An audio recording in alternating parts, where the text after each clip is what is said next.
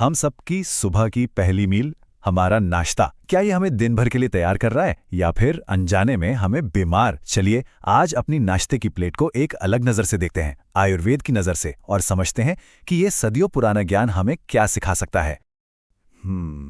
ये लाइन सुनने में थोड़ी शॉकिंग लगती हैं, है ना?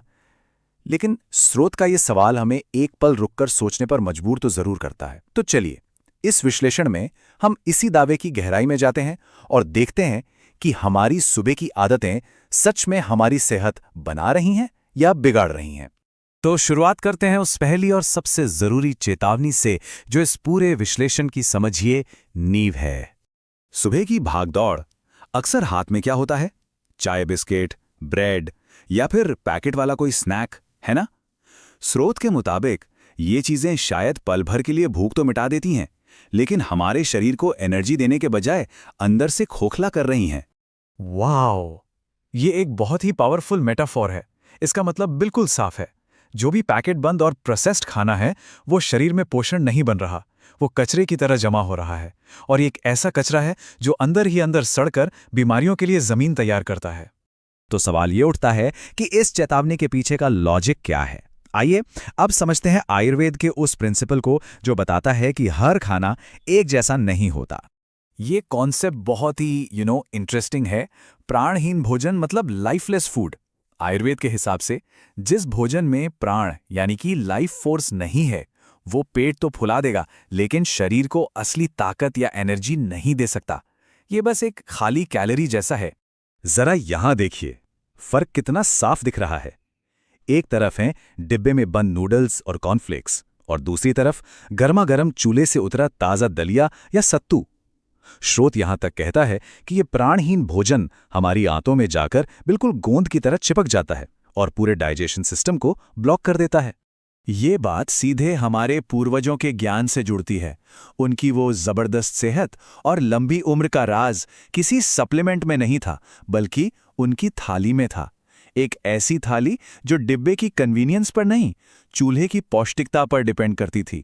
तो अब बात करते हैं उन गंभीर नतीजों की जिनकी तरफ स्रोत इशारा कर रहा है। अब वक्त है ये समझने का कि सुबह का सिर्फ एक गलत फैसला हमें किस खतरनाक रास्ते पर ले जा सकता है। स्रोत के अनुसार ये एक सीधा सा चेन रिएक्शन है। स्टेप 1 सड़ा हुआ नाश्ता, स्टेप 2 सड़ी हुई आंतें, और स्टेप 3 100 बीमारियों का बुलावा। मतलब पहले गलत नाश्ता पेट में जाकर सड़ता है, फिर वो हमारी आंतों को सड़ाता है, और एक बार जब आंतें कमजोर हो जाती हैं तो शरीर 100 तरह की बीमारियों का घर बन जाता है। ये एक बहुत ही गंभीर चेतावनी है। ये दावा हमारे रोज के छोटे छोटे फैसलों को सीधे सीधे जानलेवा बीमारियों से जोड़ता है।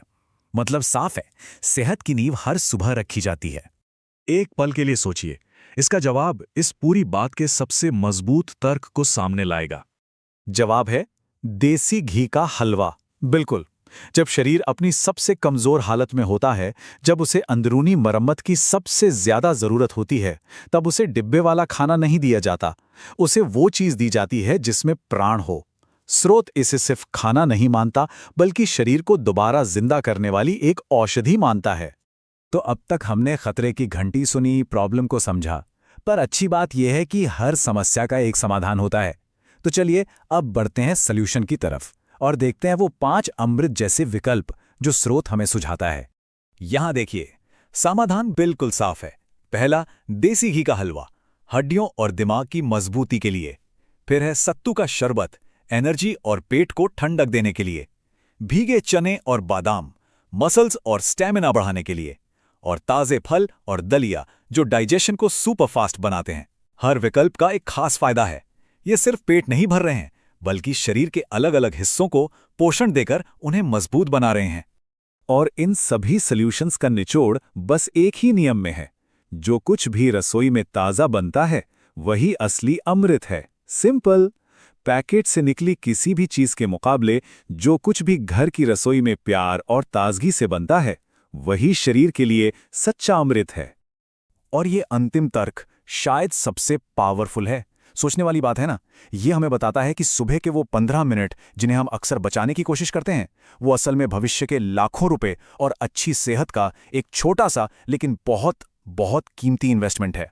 तो आखिर में ये सवाल हम सबके लिए है जब कल सुबह नाश्ते का वक्त होगा तो हाथ में क्या होगा, कन्वीनियंस वाला डब्बा या सेहत वाली थाली? ये विश्लेषण एक रास्ता तो दिखाता है, पर उस पर चलने का फैसला